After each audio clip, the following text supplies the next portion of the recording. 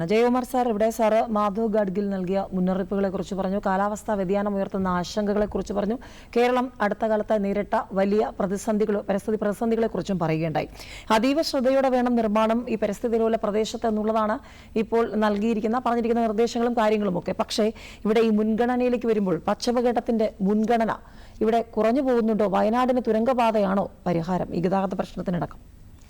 എനിക്ക് തോന്നുന്നു അതൊരു വളരെ പ്രസക്തമായൊരു ചോദ്യമാണ്. തീർച്ചയായിട്ടും വയനാടിൻ്റെ പല മേഖലകളെക്കുറിച്ച് നമ്മൾ സമഗ്രമായിട്ട് കാണേണ്ടതുണ്ട്. അതിൽ സഞ്ചാരം മാത്രമല്ല, കാരണം ഇതിൽ കുറച്ചുകൂടെ ഒന്ന് സൂം വലുതാക്കുകയാണെങ്കിൽ വയനാട്ടിൽ നമ്മൾ ഈ തുരങ്കപാത മാത്രമല്ല, ആ ചുറ്റുവട്ടത്തുള്ള ഒരു 10-15 കിലോമീറ്റർ നീളത്തിലുള്ള പർവ്വത മേഖല അല്ലെങ്കിൽ പശ്ചിമഘട്ട മേഖല എന്ന് പറയുന്നത് ഏറ്റവും കൂടുതൽ ഉരുൾപൊട്ടലിനും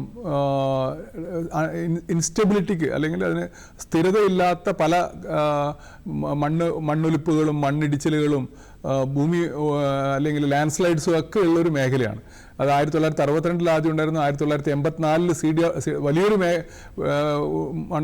ലാൻഡ് സ്ലൈഡ് ഉണ്ടായതാണ്. അതിനെക്കുറിച്ച് CWRDയും വളരെ വിശദമായിട്ട് പഠിക്കുകയുണ്ടായി.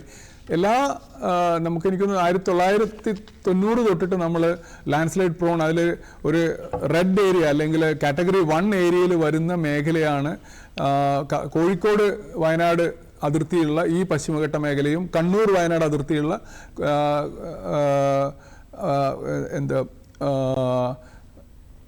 നമ്മുടെ ബോയ്സ് ടൗണും പാൽച്ചൂരൊക്കെയുള്ള മേഖലയൊക്കെ. ഈ രണ്ട് മേഖലകളിലും നമ്മൾ എന്ത് ചെയ്യുമ്പോഴും അതിന് ഒരു സാർ പറഞ്ഞ ഈ കാലാവസ്ഥ വ്യതിയാനം, ഈ കാലാവസ്ഥ വ്യതിയാനം മുന്നേ ഉണ്ടായിരുന്ന അതിർത്തിയെ കുറേയും കൂടെ ചെറുതാക്കിയിട്ടുണ്ട്. നമുക്കവിടെ മൂവ് ചെയ്യാനുള്ള അല്ലെങ്കിൽ അതിൽ നമുക്ക് പ്ലേ ചെയ്യാനുള്ള സ്പേസ് എന്നുള്ളത് വളരെ കുറവാണ്. അതുകൊണ്ട് തന്നെ എനിക്ക് തോന്നുന്നു ഈ തുരങ്കപാത എന്നുള്ളത് അത് മുൻഗണന എന്നുള്ളത് ഒരു പൊളിറ്റിക്കൽ ഗവേണൻസിൻ്റെ ഭാഗമായിട്ടുള്ള തീരുമാനങ്ങൾ അവിടെ നിൽക്കട്ടെ. ഞാൻ അതിനെക്കുറിച്ചല്ല പറയുന്നത്. അതിനെ ഒരു സയൻസിൻ്റെ അല്ലെങ്കിൽ ഒരു ടെക്നിക്കൽ ഗ്രൗണ്ടിലൂടെ നോക്കുകയാണെങ്കിൽ ഇത് വളരെ അപകടകരമായ ഒരു പ്രശ്നമാണ്. അതിനെ എങ്ങനെയാണ് മിറ്റിഗേറ്റ് ചെയ്യുക എന്നുള്ളതിനെ കുറിച്ചും വളരെ കൃത്യമല്ല. അതുകൊണ്ട് തന്നെയാണ് ഈ നാളെ ഉദ്ഘാടനം ഇരിക്കുമ്പോഴും ഇത് ബഹുമാനപ്പെട്ട കേരള ഹൈക്കോടതിയിൽ ഒരു കേസ് നടക്കുന്നുണ്ട്. ആ കേസിൽ തീർപ്പിന് വിധേയമായിട്ടാണ് ഇത് ഉണ്ടാകുക എന്ന് പറയുന്നുണ്ട്. ഒന്ന്.